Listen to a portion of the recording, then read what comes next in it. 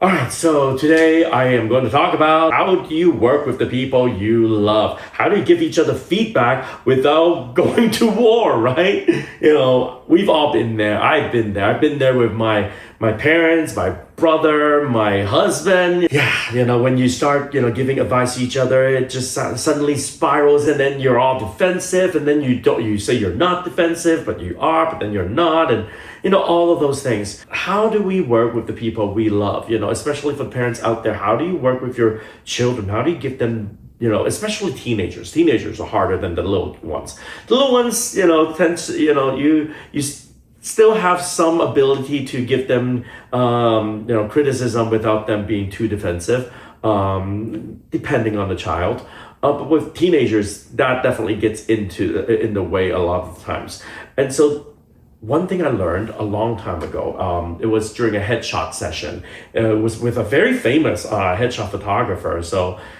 And then, we were taking these headshots and I was telling him, my brother takes photos, but I can never have him take photos of me because we just end up in arguments and blah, blah, blah. And then he's like, I get you. I totally get you, because he had the same issue with his wife. And he's like a world-class headshot, very expensive, famous headshot photographer. And then he told me, with his wife, he could never, for the longest time, he couldn't work with his wife. Every time he takes photos of his wife, they go crazy. They start arguing with each other, and it just gets really bad. And then it was from some other person, some other guru person that he ended up talking to. So, this is information that's passed down from multiple people to me. Is that he told him, well, one of the things you need to do when you work with people you love is that you got to treat that person and interact with that person like they are a client. And that really got me thinking. I'm like, it never really dawned on me. Because what happens is when we work with people we love, even though we're in a work situation, we're still talking to them like we're in a home situation, like you didn't wash your dishes, you didn't, fold the laundry or whatever it is, right? We use the same tonality. We use the same way of talking to our loved ones, the way we talk to them about the issues we have at home. And of course, when you talk to your loved ones in those same tones, then the same defensiveness comes out.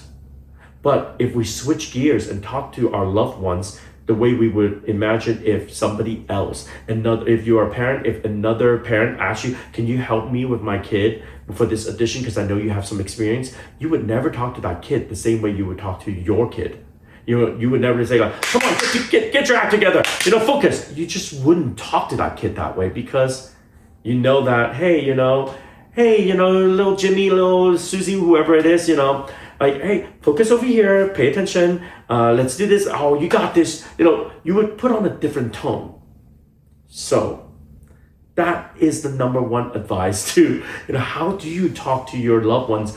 And so that way we are not defensive. And also on the other side of things, if you are the person who's receiving the constructive criticism, is that, I am at fault at doing this too. Nobody is immune, when I work with people that I love. I get very defensive if they give me a constructive feedback. And I know it's constructive, and I don't mean to be defensive at all too.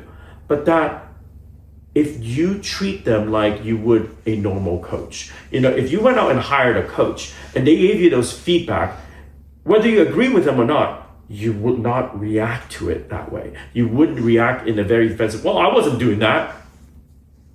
You wouldn't. The only reason why you reacted that way was because there are a lot of assumption based on your history, your personal history with your loved ones, because your loved ones always say certain things when you do certain things. And even if it is true, when you're in that working situation, you need to put that down and say, it's not true, not here. Even if it is true, even if they are doing what they normally do, how they always talk, is that you on the other side of it is that you got to treat it like their coach. This is just their feedback. I'll take it and leave it as is. Because that's what you do with a coach. If they give you a feedback that you like, you'll say, oh, I like that one. If they give you something like, oh, I don't really like that feedback, but thank you for giving me that feedback, I appreciate it.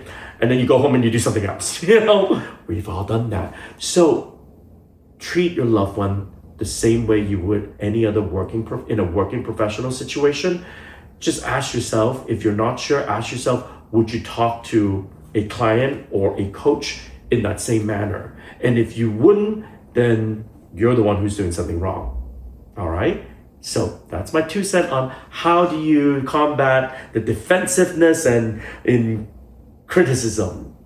That's how you do it when you work with your loved ones. Well, anyways, if you have any other questions about the performing arts and want to learn some secret of something, please feel free to comment here or send us a message and contact us at PopRock Academy, and we'll be more than happy to help you. Well, and if you like what you're seeing here, subscribe to our channel and like and follow us. And until next time, we'll see you.